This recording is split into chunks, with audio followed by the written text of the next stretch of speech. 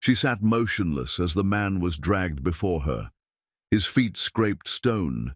His shirt clung to him, soaked in blood and mud, the fabric torn in places where shackles had bitten flesh. He stumbled, not from weakness alone, but from having been made to kneel too many times before men who would not let him die quietly. Around her, the court stood in silence, but no one looked at her face. They watched her body, the stillness of her hands, the angle of her spine, the absence of tremor in her lips. Her crown sat heavy on her brow, glinting in the morning sun like a mockery. For all its brilliance, it was powerless now. It could not pardon. It could not delay. It could only bear witness. The executioner did not wait for ceremony. He was already lifting the axe, already squinting into the crowd as if looking for approval from men she herself had once commanded. But now she was nothing more than the required audience. They had forced her to attend, not out of cruelty alone, but from strategy. This was not just a killing, it was a performance. And she, the queen, was its captive centerpiece. She had been told that love was weakness, that queens rule with distance, that intimacy invites treachery. But nothing had prepared her for this, the public obliteration of what had once been private. She had ruled armies, dismissed ministers, spoken treaties into being, but no power she possessed could stop what was about to happen, and they knew that. That's why they made her watch, not to teach her the limits of affection, but to teach her the limits of her throne. The man turned, just once. His eyes met hers, not in plea, not in rage, but in recognition. A silent, final understanding passed between them. No words, no signal, just breath and sorrow, suspended in a moment that would be swallowed by the sound of a blade. And in that final second, she did not cry. She did not scream. She remained precisely as they required, silent, still, crowned. But inside, something was already breaking. Long before the executioner raised his hand, before the square had been swept for blood, before the letters of betrayal had passed across trembling fingers, there had been something quieter. A hand offered during a procession, a glance held too long across a council table, a moment of stillness in a world built on performance. She had been queen already, clad in brocade, and guarded by men trained to see shadows in every doorway. And he had been no one. Not by the court's standards, a second-born noble with no fortune, no titles, no ambitions that could be measured in coin or land.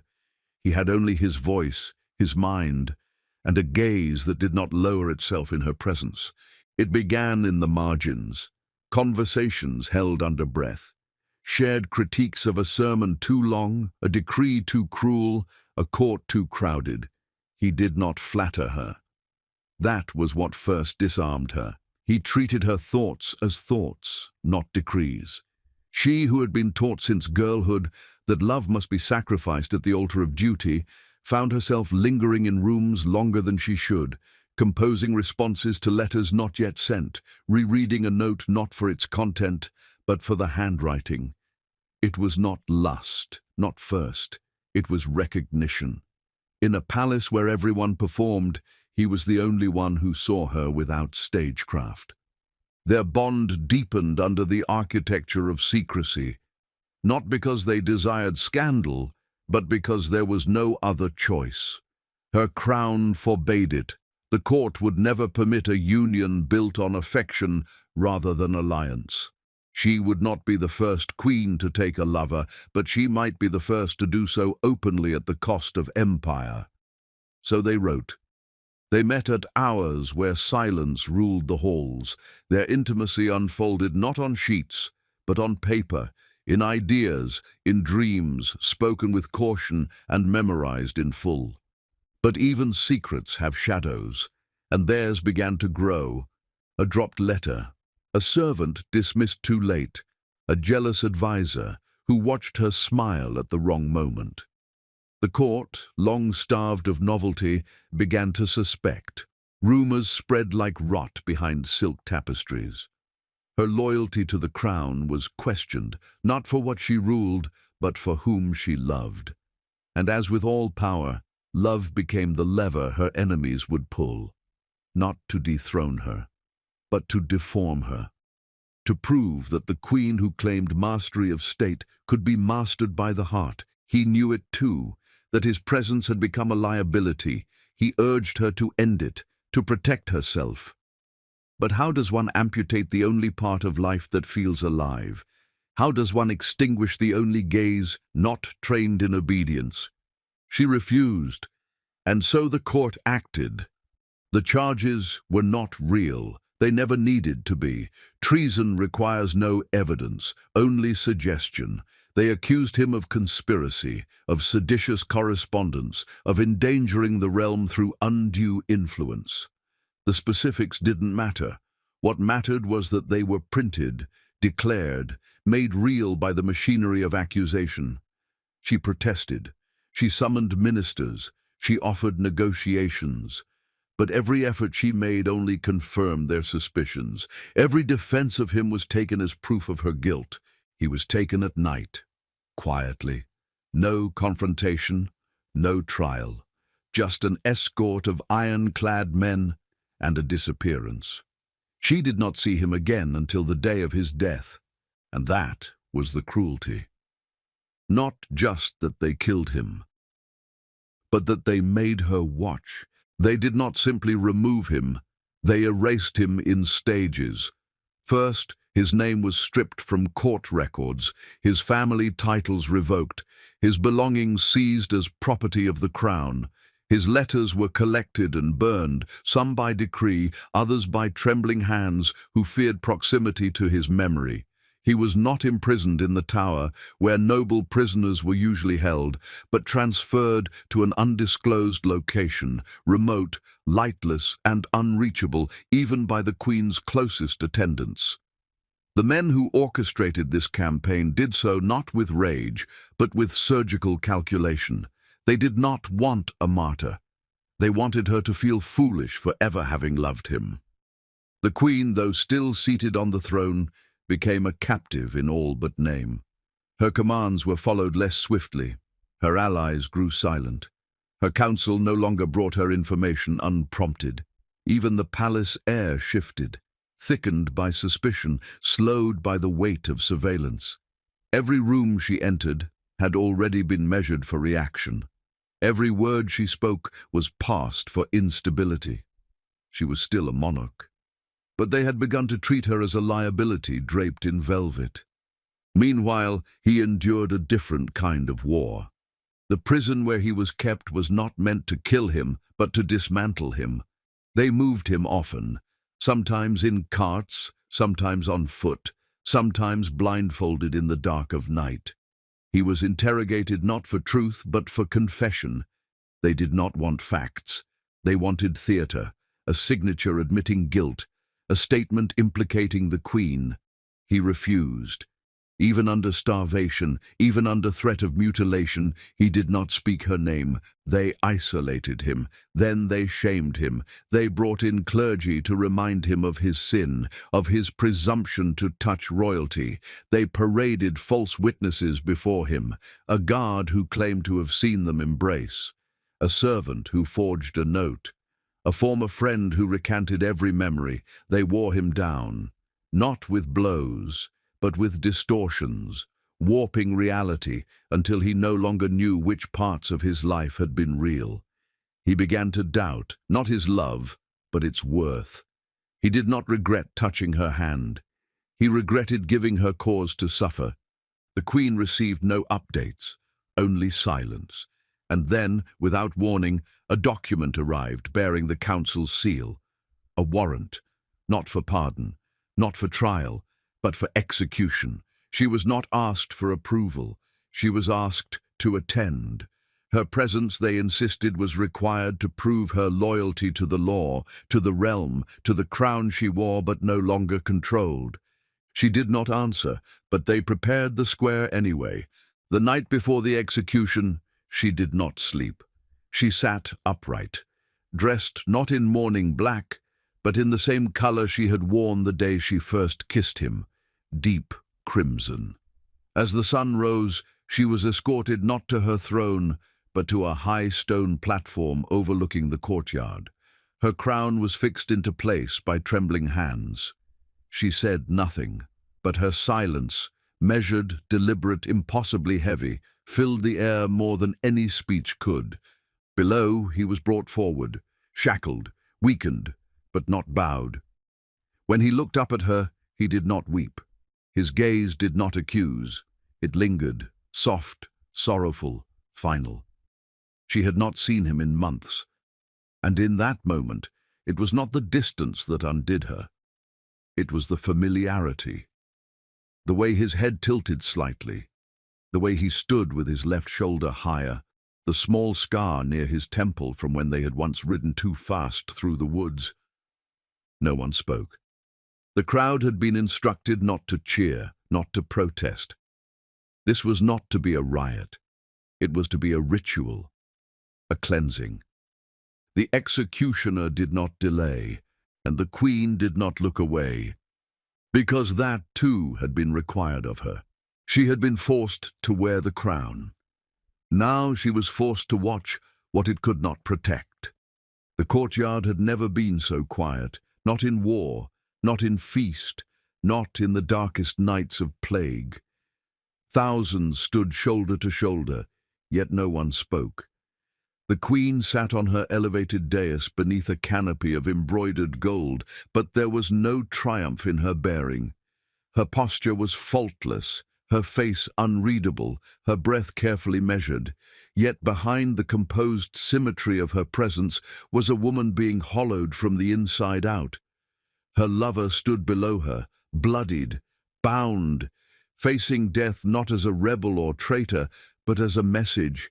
He was no longer a man, he was a warning to her. His shirt had been removed, exposing a ribcage too thin and shoulders marked with scars. They had not tortured him visibly, but the slow decay of starvation and darkness had left its fingerprint. Still he stood, still he looked upward, not at the heavens, but at her, the queen, the woman who had once whispered verses to him in forgotten corridors, the woman who had laughed, truly laughed, for the first and only time in his arms. And now, by decree of a council she could no longer command, he would be executed in full public view, with her forced to bear witness, eyes open, spine straight, mouth closed. They had positioned her to see everything. The executioner stepped forward, a man without expression. He unrolled a scroll and read aloud charges that neither the victim nor the audience believed: treason, impiety, seduction of the queen. Each word hung in the air like the echo of a lie rehearsed too often. No proof was presented, no defense allowed, because this was not about justice. This was about submission, not his, but hers. The execution would be slow, designed to degrade, not just destroy. The sentence dictated a display, public humiliation before the final blow. They made him kneel. They tied his hands behind his back with cords soaked in brine. The crowd still made no sound. Even the birds seemed to retreat from the moment. A basin of water was brought, and before her eyes he was forced to wash his own face, as if to prepare himself for death, as if to make the spectacle more palatable to those who would write of it later. The queen's hands never moved, but her fingers curled slightly, just once, beneath her sleeve. It was the only betrayal her body allowed. To react more visibly would be to invite consequences, not from others but from herself. She had vowed, in the earliest days of her reign, never to cry in public, not for war, not for betrayal, not for love. But the cost of that promise had never felt so absolute. He was made to stand again. The block was revealed, not a guillotine, too fast, not a rope, too dignified. It was to be the axe. He was led to it, and before he lowered himself, he turned one last time and looked at her. No smile, no sorrow, only certainty. They had stripped him of title, of freedom, of breath, but not of choice. He knelt without being forced, placed his own neck against the block, and waited. The blade rose.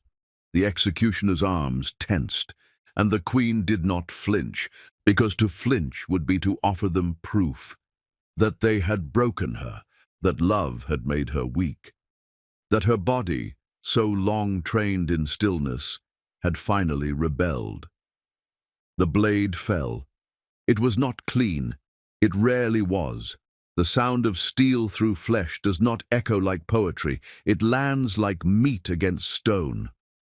The crowd shuddered but still did not speak. His body trembled once, then stopped. A soldier retrieved the head, lifted it skyward, announced his name, and turned so she could see it. She did not blink. They wanted her to look away. She did not give them that. But something broke in her then, beneath the skin, behind the eyes. Something quiet, something irreparable. The part of her that still believed the crown had meaning. They returned her to the palace in silence. No one spoke. Not the guards who escorted her, not the chamberlain who opened her door, not the servant who removed the crown from her head and placed it gently back on its velvet cushion. She walked without instruction. She disrobed without assistance. She sat at the edge of her bed and stared at the wall. And when the candles were extinguished and the corridor fell to black, she did not sleep. She sat, eyes open, motionless, as she had been on the scaffold, as she had been when his eyes met hers and said goodbye without sound. The days that followed were choreographed in cruelty. Courtiers offered condolences that doubled as rehearsed reminders of duty. Bishops offered absolution for a sin she had not committed. Ministers congratulated her on her composure, as if stillness were victory, as if surviving the destruction of love was a kind of strength. But she knew better. She knew she had been made a participant in his death, not by choice, but by design. Power in that moment had not protected her. It had used her, it had chained her in ritual and forced her to become the final witness of its violence. Her pain was not a consequence, it was the objective, because when power fears love, it does not merely sever it, it forces you to watch it die.